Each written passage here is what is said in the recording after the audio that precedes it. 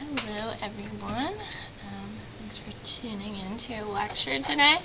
I'm gonna introduce Newton's third law and kind of wrap up this unit, but first I just wanted to kind of review what we've talked about already.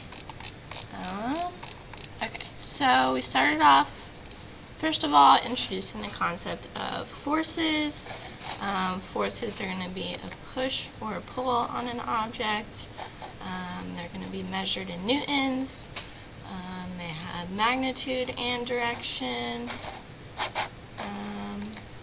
Let's see, and then we talked a little bit about mass and weight. Okay, remembering always that mass is measured in kilograms. It's basically how much of you there is.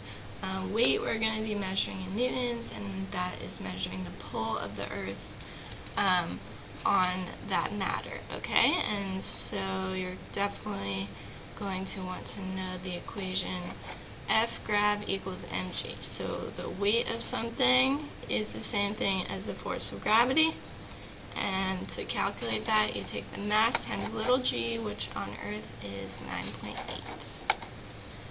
Okay, so we got that out of the way, and we talked about Newton's first law, the law of inertia. An object at rest stays at rest, an object in motion stays in motion with the same velocity unless acted upon by an unbalanced force. Okay, so basically when we're looking at an object, we want to see what is the net force, right? The total force when you add all of them up. Okay, some forces can cancel each other out. If they're in the opposite direction, they can cancel each other out either all the way if they're have the same magnitude, or they can cancel each other out partially.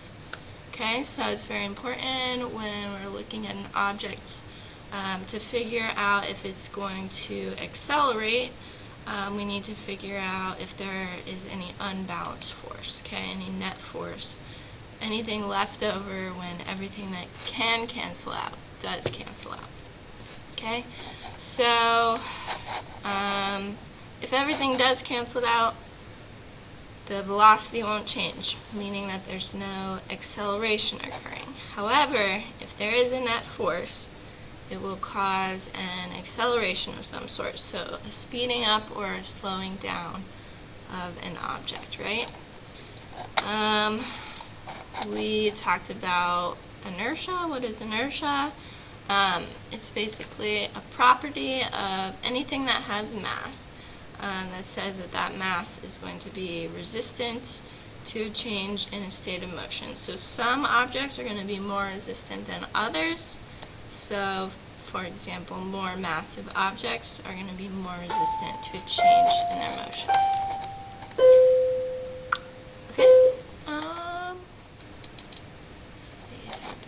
Balanced force.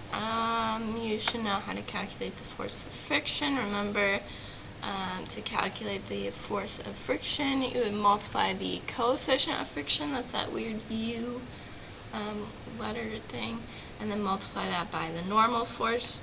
Remember, the normal force is going to be straight up from a surface. Okay, so it's going to counter the force of gravity, and usually they're equal. So if you know the force of gravity, you can calculate the normal force. And then if you know the normal force and you have the coefficient of friction, you can calculate the force of friction. Or if you have the force of friction and the normal force, you could calculate the coefficient. Alright, moving on. Talked about free body diagrams, how to draw those, just a box with some arrows coming out that represent all the forces that act on an object. And we practiced determining net force.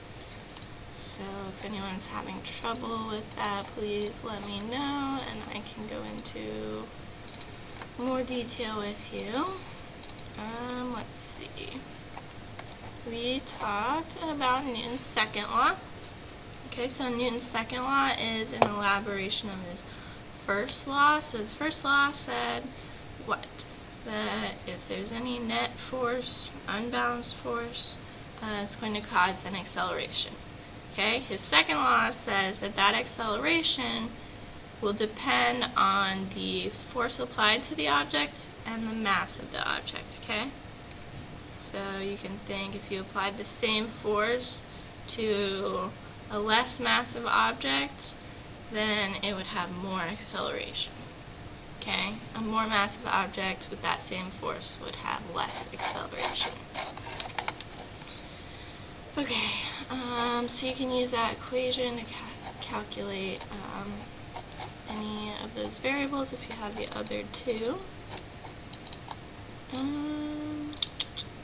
Okay, so I think we're ready. Oh no, I wanted to go over air resistance real quick. I had you guys read that web page about objects that fall and experience air resistance. So hopefully that made sense to you. It is kind of counterintuitive that all objects fall at the same rate despite their mass, but if you look at the math, it kind of works out because the force is dependent on mass. It's multiplied by mass, and F equals ma. And then the acceleration due to that force also depends on mass, but then you'd be dividing by mass, so they cancel each other out. So it makes sense with the math, and so basically that's just how the universe works. Okay, we also talked about air resistance. Okay, it's the collision of an object with air molecules, and it causes a force. It's going to be in the opposite direction of its motion. So it's falling, and then the air resistance is resisting that motion. Okay, so the wider you are, the more like cross-sectional area or surface area that you have, you're going to be interacting with more molecules, and you're going to experience more air resistance.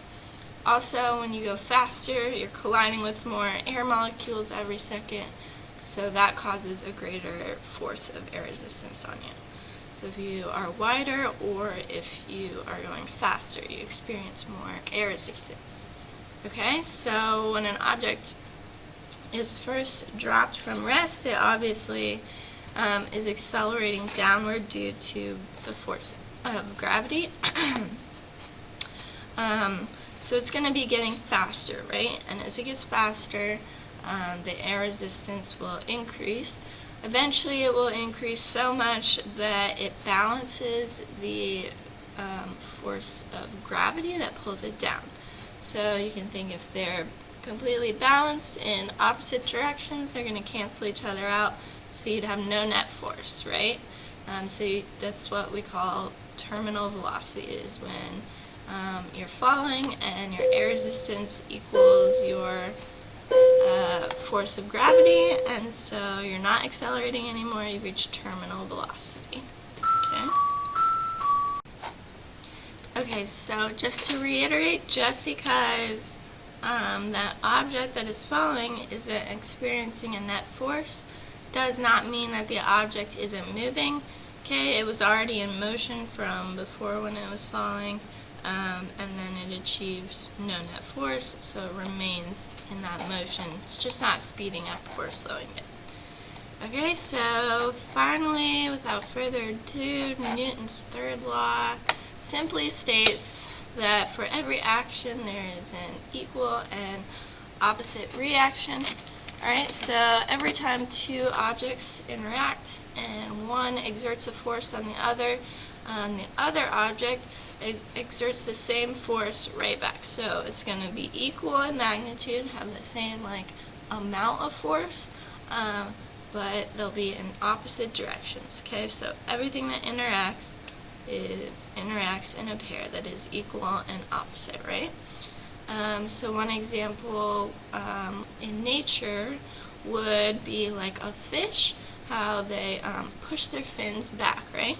So when they do that, they push the water back, but the water pushes their bodies forward, right? And that's how they swim, right?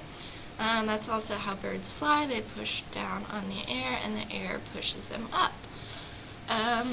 So, yeah, it's pretty simple.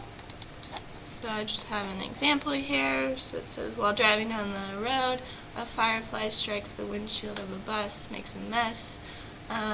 So if the firefly hit the bus, and the bus hit the firefly, which force is greater? The force on the firefly or the force on the bus? Okay.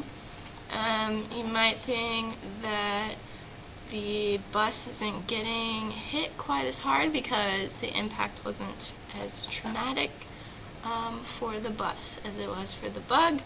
However, they hit each other with equal force in opposite direction. Just in that case, the bug's body couldn't withstand the force like the bus. Okay, so that brings me to the end. Thank you for watching. The code word, what is the code word? The code word for today is space. Okay, SPACE. Alright, have a good day, guys.